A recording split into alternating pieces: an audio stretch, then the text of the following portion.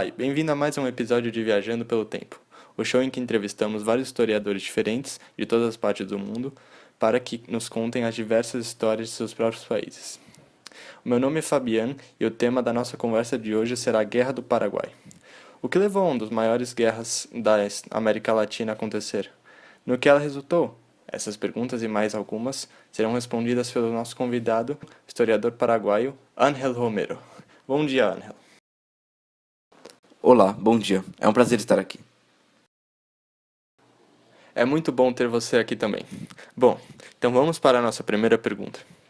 A Guerra do Paraguai foi um dos maiores confrontos armados, se não o maior, da história da América do Sul no século XIX, tendo também uma longa duração de 6 anos, com o conflito começando em 1864 e acabando em 1870. Quais foram as causas que resultaram num conflito tão grande assim?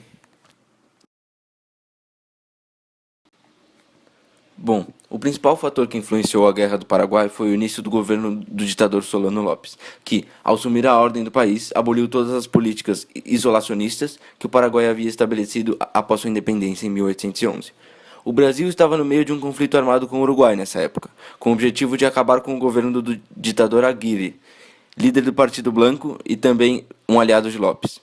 Pelo fato da invasão brasileira contrariar seus interesses, Lopes decidiu se opor contra a nação, aprisionando um navio brasileiro, conhecido como Marquês de Olinda, no porto de Assunção, e executando um ataque na cidade de Dourados, em Mato Grosso, que foi isso que deu início à guerra.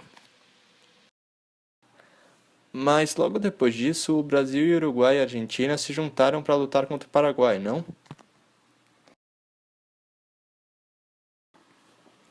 Sim, pois em 1865, um ano depois de declararem a guerra contra o Brasil, o Paraguai começou a fazer várias incursões armadas em território brasileiro, visando a conquista do Rio Grande do Sul e tentando expandir seu império.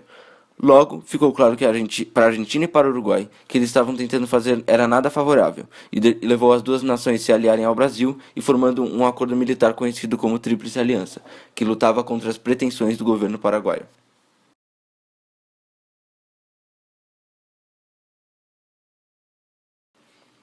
Faz sentido. O Paraguai estava puxando seus limites. Agora me fale uma coisa. É dito que a Inglaterra teve uma grande influência no desfecho da guerra. O que fez a Inglaterra causar um impacto tão grande nesse conflito e quais foram as suas motivações para essa participação? Bom, para começar, a Inglaterra ajudava muito a Tríplice Aliança, dando ajuda financeira e emprestando dinheiro caso fosse necessário, e até oferecendo apoio militar às nações. Ela fazia isso pois o Paraguai era uma nação sul-americana independente, o que a Inglaterra via como um mau exemplo para o resto das nações sul-americanas, pois tais nações dependiam do Império Inglês para se sustentar. Uma nação independente não estava de acordo com os interesses da Inglaterra. Logo, eles demonstraram apoio aos que desejavam acabar com essa nação. Temos uma dúvida de um telespectador. Como que aconteceram as diversas batalhas que ocorreram durante a guerra?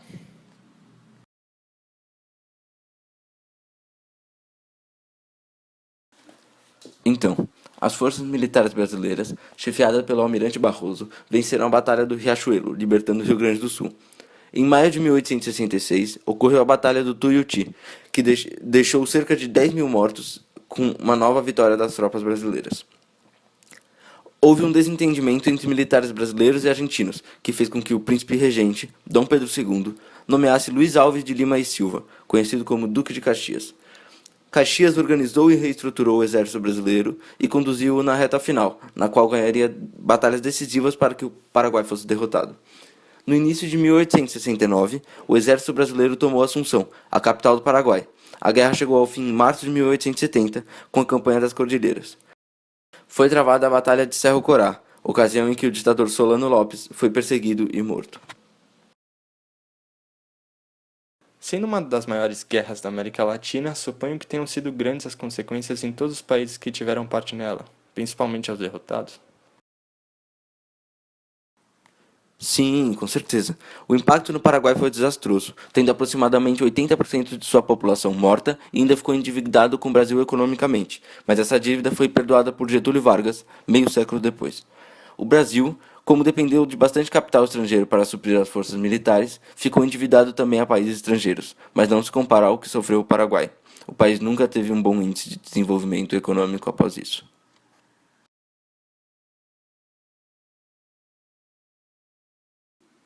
Bom, parece que esse é todo o tempo que a gente tem por hoje. Muito obrigado pela sua presença, Angel. A gente aprendeu bastante e foi um prazer ter você aqui. Boa noite a todos. Vejo vocês na próxima edição de Viajando pelo Tempo.